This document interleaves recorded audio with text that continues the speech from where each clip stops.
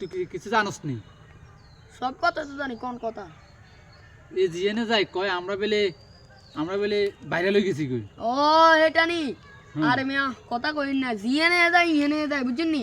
মানছে কয় সেলিব্রিটি আইয়ে জিএনে যাই মানছে কয় বাইরে লই যায় আর দোয়া নালে মানছে সমালোচনা করে ও মানে মানছে আমি জিএনে যাই বুঝিনি মানছে রাতে আরে তুই টিভি দি আবার মানছে টিভি দেখে।